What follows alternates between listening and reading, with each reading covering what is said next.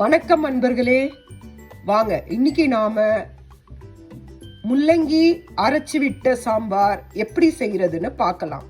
வாங்க. அதுக்கு நான் 1/2 கப் அளவு துவரம்பருப்பு எடுத்திருக்கேன். அந்த துவரம்பருப்பை நல்லா அலம்பிட்டேன். இதுல நான் மஞ்சள் பொடியும் 1 ஸ்பூன் நல்லெண்ணெயும் விட்டு வேக வைக்கிறேன். வாங்க பார்க்கலாம். பாருங்க, மஞ்சள் பொடியும் எண்ணெயும் விட்டுட்டேன். நான் இதுலயே முள்ளங்கியையும் கட் பண்ணி வச்சிருக்கேன். இந்த மாதிரி கட் பண்ணி வச்சிருக்கேன். இந்த முள்ளங்கியும் இதுல நான் வேக வச்சு எடுத்துக்கிறேன். ஒரு 3 விசில் பருப்பு வெந்தா போதும். குக்கர்ல ஒரு 3 விசிலே பருப்பு நல்லா வெந்துடும். வெந்த உடனே பார்க்கலாம். ஒரு வானலியில 3 ஸ்பூன் நல்லெண்ணெய் எடுத்துக்கோங்க. அதுல கடுகு போட்டுக்கோங்க. அதுக்கப்புறம் 2 காஞ்ச மிளகாய் கிள்ளி போட்டுக்கோங்க. ஒரு கொத்து கருவேப்பிலை போட்டுக்கோங்க. ஒரு மீடியம் சைஸ் தக்காளியை கட் பண்ணி போட்டுக்கோங்க. கொஞ்சம் பெருங்காய பொடியும் போட்டுக்கோங்க. அதுக்கப்புறம் தக்காளி இந்த மாதிரி ரொம்ப குழைய வேண்டாம். இந்த மாதிரி இருந்த ஸ்டேஜில் என்ன பண்ணுங்கன்னா, வேக வச்ச காயை இதோட போட்டுங்க. நான் பருப்பு வேக வைக்கும் போதே காயையும் வேக வச்சு எடுத்துட்டேன். அதனால வேக வச்ச காயை நீங்க இதோட சேர்த்துருங்க. சேர்த்துட்டு என்ன பண்ணுங்கன்னா, கரைச்சி ஒரு நெல்லிக்காய் சைஸ் அளவுள்ள புளியை எடுத்துக்கிட்டு அதை கரைச்சி, இது ஆல்ரெடி வெந்துட்டனால அந்த புளி கரைச்சலை இதுல ஊத்திடுங்க. ஊத்திட்டு உப்பு போடுங்க. வெயிட் பண்ணுங்க, பார்க்கலாம். நான் காய் போட்டாச்சு. காய் போட்ட பிறகு இதை பாருங்க, நெல்லிக்காய் சைஸ்ல புளியை ஊற வச்சு கரைச்சி வச்சிருக்கேன். அந்த வாட்டரை நான் இதுல விடுறேன். இது நல்லா கொதிச்ச உடனே என்ன பண்ணுங்க, வேக வச்ச பருப்பை இதுல விட்டுடலாம். இப்ப பாத்தீங்கன்னா புளி தண்ணி நல்லா கொதிச்சிடுச்சு. இந்த டைம்ல நாம வேக வச்ச பருப்பை இதுல விடலாம்.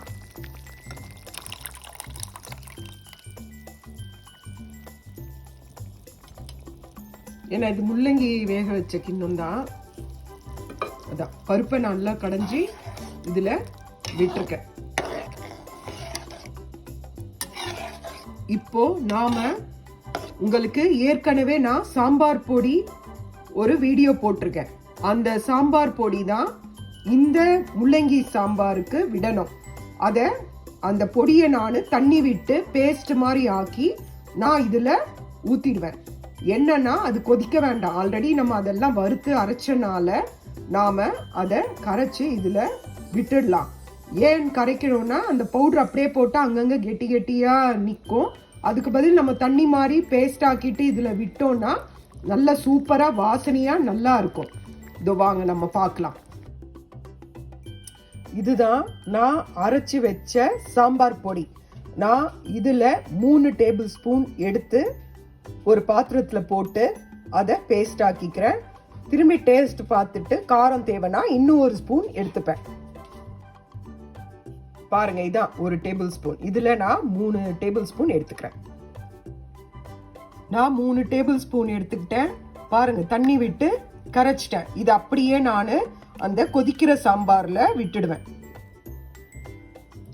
பாருங்க, கரைச்சி வச்ச இந்த பொடியை நான் அப்படியே இதுல விட்டுடுறேன்.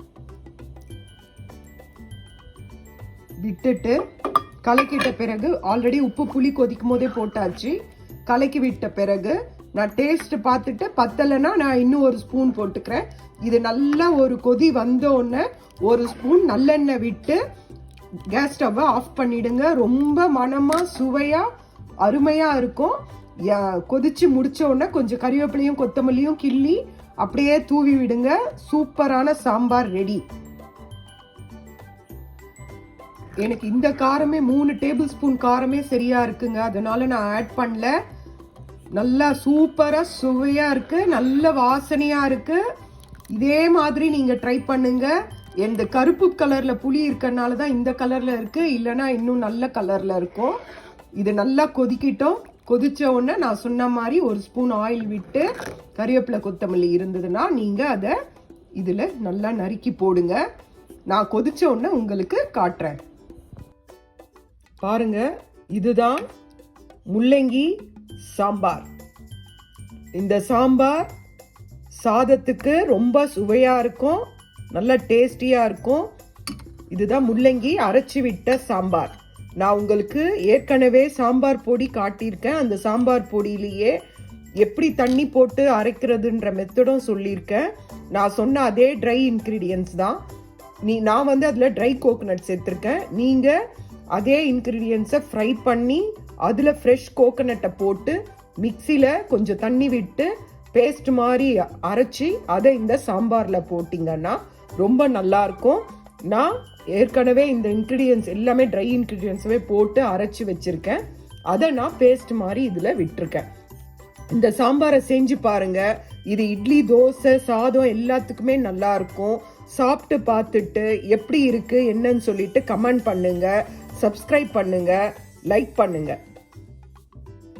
நன்றி, வணக்கம். சாம்பார் நல்லா கொதிச்சிடுச்சு. இப்போ ஒரு 1/4 ஸ்பூன் வெல்லம் ஆட் பண்ணிக்கோங்க.